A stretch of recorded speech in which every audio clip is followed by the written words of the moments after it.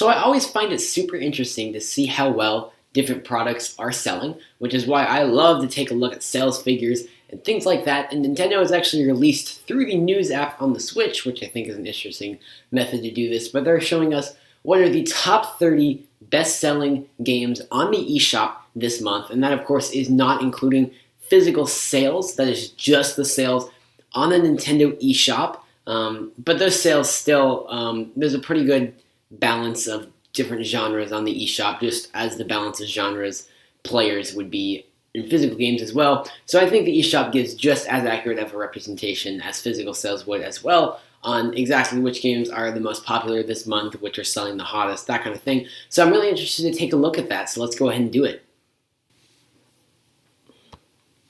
Okay, so we're in the news app thingy on the Switch now, and so here we go into the top 30 best-selling games. So first of all, number one, Fortnite, big surprise. I just don't like that game, and especially the community is. We're just not even going to go there right now. But yeah, it was a free game. It's a free game and it's super popular, so of course it's going to sell like crazy. Although I personally think it shouldn't count just because it's free, and that gives it an unfair advantage over the paid games. And that is especially true. Like if you look at like the Apple App Store, that is always filtered free versus paid because there is a discernible difference. So overall, not that surprised. That's number one. Number two, we have Super Mario Party by Nintendo.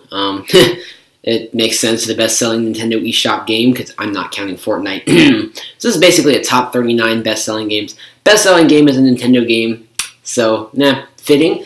Super Mario Party, revitalization of the Mario Party franchise. Looks very fun. I haven't gotten the chance to buy or play it yet, but I really hope to at some point. Looks really fun and entertaining, especially for the whole family and friends. Overall, look much better than the other Mario Parties that have been released lately. And of course, that did come out this month, so it makes sense it's selling like crazy in launch month. And especially since there's so much talk about how good it is and the formula being redone and everything. So not at all surprised that that's the number two for this month. And at number three is Overcooked 2. Now, I say I'm a little bit surprised by this one because I think this game came out quite a while ago. And usually indie games will top the charts when they first come out if they're pretty hyped up. But usually they don't stay up there for a while. So that's definitely interesting. But I always thought Overcooked looked pretty fun. Personally, not going to buy it anytime soon because I've got other games I'd rather purchase first. Like, I don't know, Super Mario Party. But anyways, I think this would be good to get my hands on at some point. So that's cool. Number 4, Legend of Zelda Breath of the Wild. That's another pretty big surprise for me because we're going like a year and a half after launch. That's wild. Like a year and a half after launch, the thing is still within the top 5 best-selling for this month. Not for all time, not for the year. Just for this month of October 2018. It seems like kind of an odd month for a game like this to be selling well, I would say. That's just me. So that's definitely interesting that it's number 4 here. I think this kind of proves there have been rumors lately that Nintendo might be working on a 3rd DLC pack for Breath of the Wild. And I definitely think it deserves it if it's still selling like this at such an awkward time, you know what I mean? So I definitely think that they should work on a 3rd DLC pack for Breath of the Wild. Now at number 5 here we have Dark Souls Remastered. This is a game that there was a lot of excitement and hype for that I just didn't really think looked that interesting to me. Just didn't really look like my thing. But anyways, I don't really have any thoughts on this placement because, didn't really matter to me. Number 6, we have Mega Man 11, which is kind of interesting. It's almost to the top 5, which is actually pretty crazy when you think about it. The Mega Man series is one that I know a lot of people love, but there just haven't really been much of any recent entries. However, I've heard Mega Man 11 is pretty dang good, and it's a good good revitalization, if you will. It's been a while since there's been a brand new Mega Man game, which is what this is. And at a price of only $29.99, you can really see why something like this would sell pretty dang well. So I'm not really sure if I'm surprised or not. Overall, I mean, there is a pretty strong fan base for this game series, and it's priced pretty generously. And it has a demo as well to hook more people on board. So maybe that's part of that. Next down, we have Dragon Ball FighterZ. Yeah, I really don't really know what to say about that one. That's another thing I don't follow all that closely, so I don't really know what's going on there. Number 8, we have Undertale. I know a lot of people love this game. I tried to play it a little bit, and it just didn't really catch with me for whatever reason. And I know that pretty much everybody that plays this game is like diehard fanboys of it, so I don't want to offend any of you. It just kind of didn't click with me all that well. But I'm not surprised that it's selling all this well because it's a game that a lot of people love. Like, it has a crazy fan base, and it is on the Nintendo Switch, which just kind of seems like the perfect console for this game, in my opinion. So I'm almost surprised that it doesn't sell better than number 8 slot. Maybe we'll see it jump up a little after the holidays once people have gotten their hands on the system and are using those Switch eShop cards on their new games. Maybe they'll pick up Undertale.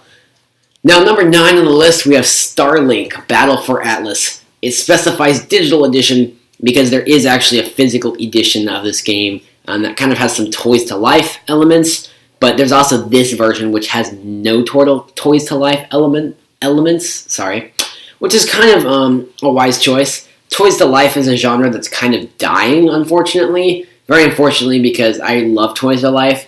Not necessarily that it's all that great of a concept. It's just something that I really grew up with games like Skylanders and Lego Dimensions. Those kind of define my childhood, if you will. Never really played Disney Infinity, but that as well, because it was always at stores and things. So it's kind of sad to see the genre dying. And I was really happy about Starlink Battle for Atlas just because it kept the Toys to Life genre going. But the game would be destined for doom if that was the only way it's available. Having a digital edition available as well, without the Toys to Life elements, that would kind of help, keep pushing and keep this game afloat instead of just sinking it down, which unfortunately, that's what the Toys to Life tag tends to do these days. I've heard that on the Nintendo Switch, since the Toys to Life works with like a clip-on the Joy-Con grip, overall the physical is doing pretty well on the Switch, I've heard. So I'll be interested to see the Starlink Battle for Atlas sales numbers if the digital combine with the physical at some point. That'd be just really interesting to see. Now next at number 10, Minecraft Nintendo Switch Edition. Again, something that's not all that surprising. It's a game that has a huge fan base. Believe it or not, I actually love this game. I stopped playing it recently just because I had so many other games I want to play, like Breath of the Wild and Mario Odyssey. There's a lot of stuff out there. And I never actually bought this game on the Switch because I have it on several other platforms as well. So it didn't really make sense for me to buy it again, even though I was probably going to spend most of my time playing other games except for it. But Minecraft was another one of those games that really defined my childhood. So it's really awesome to see that it's on the Switch and it's still selling really well. And with a generous price point of $29.99, which I think is generous for a game like this, I can really see how a lot of people will want to pick this up on their Switch to play full version of Minecraft anywhere. Pretty cool stuff. Number 11, we have Overcooked Special Edition. Of course, the first version of Overcooked. Again, very fun-looking game. And obviously it attests, like I said with Overcooked 2, this really attests to how well it's selling, that this one, even longer after launch, how popular this is and how impressive it is. This one launched like a whole year and a half ago, maybe. I don't know. This launched a long time ago and like close to the actual Switch launch. And the fact that it's still selling this well really attests to its popularity. Like I said, it's kind of an awkward month. October 2018, it's like people are getting off of like summer and back into school, so they're not playing as much games, not buying as much. And the holiday season of buying games hasn't really started yet. So it's kind of a weird spot for game sales right now, which is why it's interesting to look through these right now. Now at number 12, we have Rocket League. This is another game that I've played quite a bit, but it just never really clicked with me. I don't actually own it on my Switch. I've played it on my friend's PlayStation, in another friend's Xbox, and I've even played it on freaking PC. But no matter where I play this, it just never quite clicks with me. The mechanics are a little, they're not really all that great in my opinion. Seems kind of like a half-baked game to me, so I just don't really enjoy it. But again, it's another one of those games I know has a huge fan base and a lot of people enjoy playing it, so I'm not surprised to see it on the top 30 list. And actually, specifically with Nintendo Switch, I know a lot of people like to have this game to bring around and play with friends. It's kind of on the same level as like Mario Kart or Smash Bros. In terms of Switch in my community, so I can definitely see why this game is selling pretty dang well, if you know what I mean. And so moving on to number 13, we have Hollow Knight. And I mean, I've heard the name before, but it's not something that I've really ever know anything about. I don't even know what freaking genre this game is, so we're just not even going to bother here. Number 14, we have Stardew Valley. This is another game that looks very fun and I really want to get a chance to play at some point. It would be really fun. Not really something I'm planning to buy anytime soon, but it's a very relaxing game, I've heard. Kind of a farming simulation type thing. One of the best on the market, really, and a really nice price point of only $15. So at number 15 here, we have Okami HD, which I know is another game that has a very large, or at least vocal fan base. Another one that I don't know anything about. I don't even know the genre of this game. But I know some people I've heard might have been disappointed by this HD remake, but I'm not exactly sure. But it is number 15 on the selling list this month, so it's continuing to sell strong regardless. So at number 16 here, not to my surprise that all that it's on this list, but probably a bit lower than I would have expected, is Mario Kart 8 Deluxe. This is a game I feel will continue selling like nuts because this is kind of the Switch game, if you know what I mean. I mean, for hardcore gamers, the Switch game will always be Breath of the Wild, but for multiplayer gaming and like what you're going to play when other people see you with this thing out in public, definitely Mario Kart 8 Deluxe. So I'm not at all surprised this thing is going to continue selling through the Switch's life cycle. I predict that it will be in the top 30 games every month for the entire rest of the Switch's life cycle. That's my prediction. If I end up being wrong on that, maybe I am. I'm actually surprised by number 16. I expected it to be like up in the top 10. But again, like I explained, this is kind of an awkward month for game selling. This game probably sells a lot better around summertime and holiday time. So we'll see exactly where it places that. So number 17, we have My Hero One's Justice.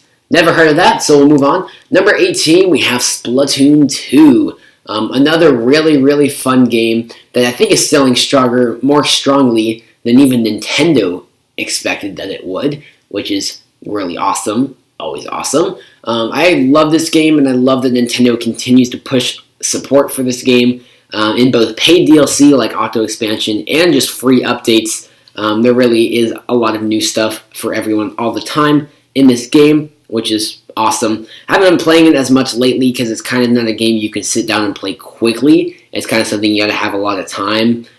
Pretty much when you pull out Splatoon 2, it's because you're going to grind for a couple of hours, which I just haven't had that kind of time lately. Overall, though, very fun game, but I am kind of surprised it's still selling this well, especially in this awkward month. Like I talked about this being an awkward month.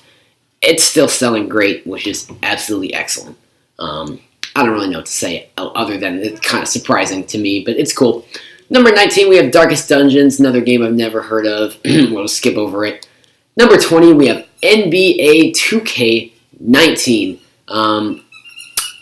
I've heard some not so great things about the NBA 2K games on the Switch, such as their large file download size. Graphics overall aren't that realistic. But even after all that negative feedback, it's still number 20 on the best-selling list, even in such an awkward month, which just shows you that no matter how much people complain about Switch ports, people will still buy Switch ports, even though, like in this case, it's obviously true that the Xbox and PlayStation versions of this game are much superior, but this game is still selling well on Switch because, let's be honest, everything sells well at Switch. So my advice to any of you developers out there is if you want a game to sell well, you want to get some extra money off of it, put it on Switch, and even if you hear a lot of negative feedback, it's still going to sell well, because that's just how the Switch works.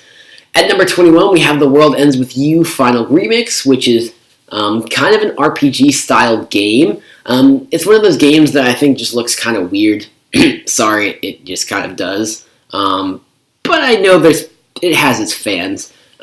So if you're one of those fans, it's on the top 30 best-selling for October. It also did come out this month, so I think pretty much any time a first-party game comes out in a particular month, it's not very surprising that it would,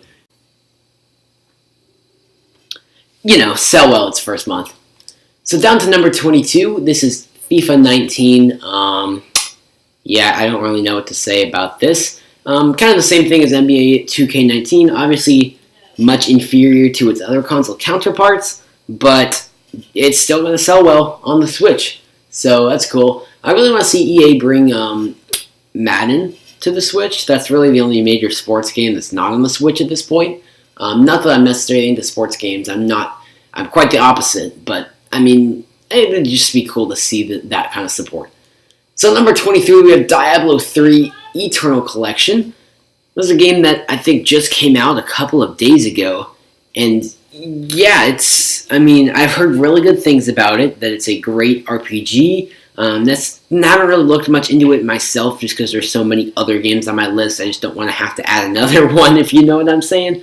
But this still looks, it sounds, from what it's described, as a pretty good game. Of course, it just came out like last week, so that's why it's only at number 23. Although on the weekly charts, it was at the top. So I think that it's selling pretty strong. And throughout the month of November, maybe we'll see it get a bit higher on that top 30 list. Number 24, we have Paladin. We're not even going to do this. Another free game, so I'm going to say it doesn't really count. Although it is interesting, it's a free game all the way down here at number 24. Number 25, we have Arena of Valor. It's another free game I've never heard of, so moving on. At number 26, we have Dead Cells, another game I've never actually heard of, so we're moving on. Number 27 is Super Mario Odyssey. This is a great game. I've actually beaten it. The main story, at least, I have not anywhere near 100%ed it. This is one of those games that has a ton of content, but a very short main story. I'd say it's about an 8-hour main story and like 100+ hour completion. It's nuts. But anyways, very, very great game. Again, kind of interesting to see it selling in this awkward month of October, especially since most people buying games in October, probably adults. Kids are probably not buying games in October, and this is mostly a kid-marketed game, although there are quite a few adult fans out there of Super Mario Odyssey, especially on YouTube. But anyhow, I definitely think Super Mario Odyssey is going to jump way higher on the sales charts as we approach closer to the holidays. Now, number 28, we have Mark of the Ninja Remastered. Never heard of it.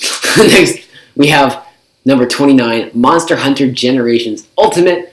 Monster Hunter is another series that I've always heard great things about. I played a demo of a game on my 3DS, and it was pretty fun, I would say. It was just the only thing that prevented me from buying the full version on the 3DS I think it was Monster Hunter. I don't remember. Anyways, the only thing that really prevented me from buying the full version was the controls on the 3DS. Without having a second analog stick, it was just really difficult. So I think this game might work better on the Switch, having that second analog stick. So again, not really something I want to add to my big list of must-buy soon games.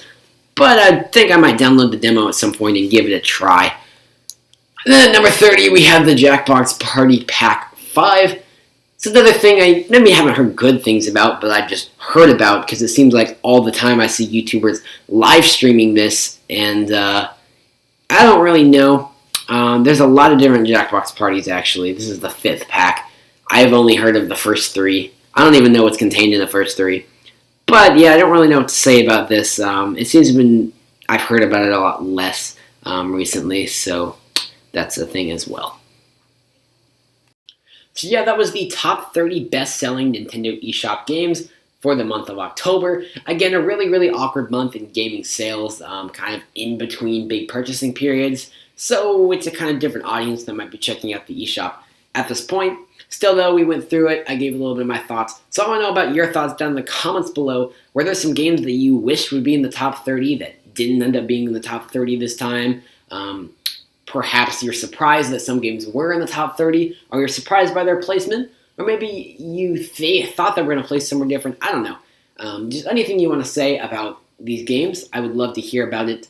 And be sure to leave a like on the video. I'm really serious on that. Whenever I see likes on videos, that tells me more content like this. You guys want more content like this. So if you want more content of me going through lists like this, and kind of talking about a little bit of commentary there, be sure to hit like. And if you want to see more content, you can subscribe as well. That'd be something that I definitely appreciate from the bottom of my heart.